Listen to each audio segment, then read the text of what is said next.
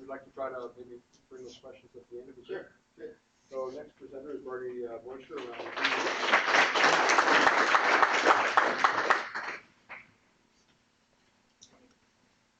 Do I just click here for the slide?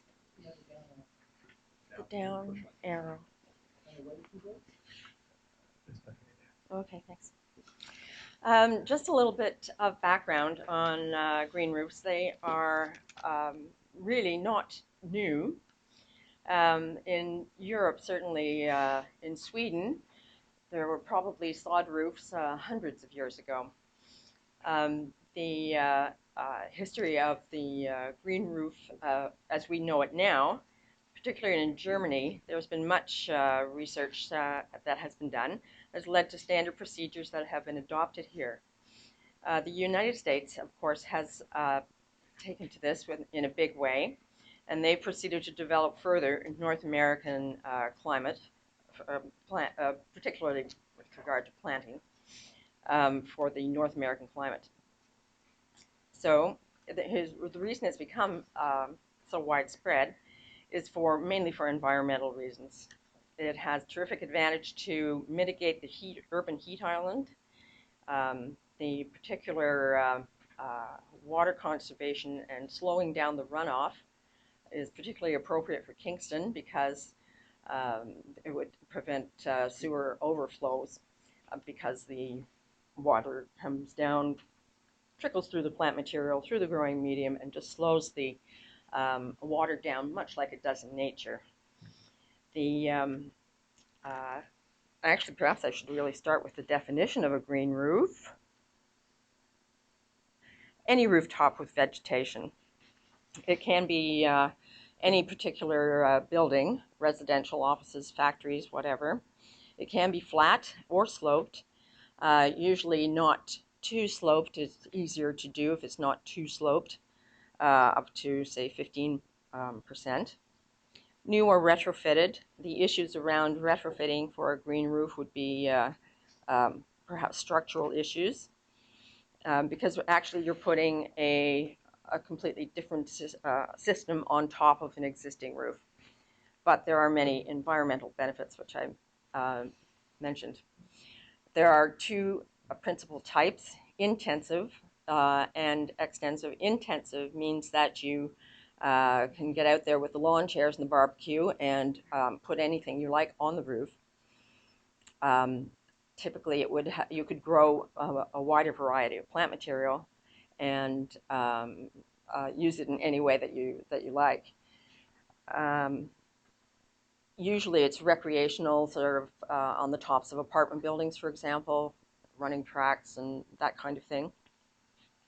It's usually heavier, and therefore there are structural issues and may need reinforcing for retrofit, as I said. High maintenance and higher cost, because really you're just putting a typical landscape on top of a roof. Here's an example where you have things like curbing and paving and a variety of plant material, and it's used recreationally and as well as improved visually. The extensive green roof is not for recreation. It's generally for, the purpose is more for environmental reasons. You use a lot smaller range of plant materials, and the goal is the least possible maintenance. You're not generally accessing it the same way, although there are some, you do have some maintenance. You have to do some maintenance on it, but you're trying to reduce the cost, generally reduce the profile of your growing medium, and increase the visual aspect of it. So this typically would use a different selection of plant materials, usually sedums, and this is the kind of effect that you can get with this group of plants, because there's a tremendous variety of plant material that, in terms of color, that you can use even though your growing medium is very shallow. The benefits to the homeowner are the energy savings in terms of insulating your, suppose you have it on the top of your garage, you would be insulating the space below it. And uh, so therefore you don't have to heat it so much, you don't have to cool it so much, it's easier on the equipment.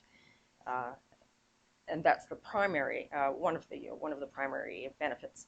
The other more important one perhaps is that it extends your roof life, and that's because there's less mechanical damage because you're not actually walking on it, and there's less freeze-thaw heat um, uh, temperature fluctuation because your actual roofing system is covered. And you shouldn't really overlook the visual benefits because it actually looks a lot better than a granular roof. The only particular building permitting problems would be for structural reasons, and that's a normal sort of building process and inspections. I don't want to put you off, but it is expensive.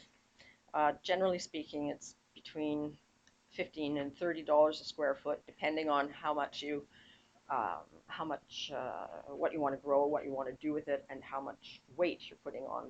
More soil for larger plants than you need, then it's going to cost you more. Payback is perhaps more usable space. It benefits the environment. It's difficult to sort of calculate in numbers because there are a lot of variables. And actually, in summary, I'd say the time to consider a green roof is when you have to put on a new roof, because the expense might be worthwhile in terms of your roof life, and you can still make your outdoor space more usable. So in the workshop next Tuesday, what we will do is discuss the three different systems. There are different systems that you use for green roofs. One is a layered system, which can be anywhere from 2 inches to 24 inches deep. Another system is a blanket system, which is something like an egg crate that you fill with soil and plant up. And the third system is a module system, which is something like a plant flat that you assemble on the roof. And that would be pre-grown. Plants are pre-grown. So at the end of the workshop, you should be able to decide which system is best for your purposes. You can compare costs and evaluate whether you want to contract it or do it yourself. It's possible to do it yourself. And whether or not you want to you can find an appropriate contractor and the various resources that go along with that. Some contractors hook up with roofing companies, and they are certified for certain systems. So certain systems need certified contractors. And so, actually, at the end, we will have sign-up sheets. Right? Oh, there's one more. There's one more. Yes, our next presenter is Michael Tiffey.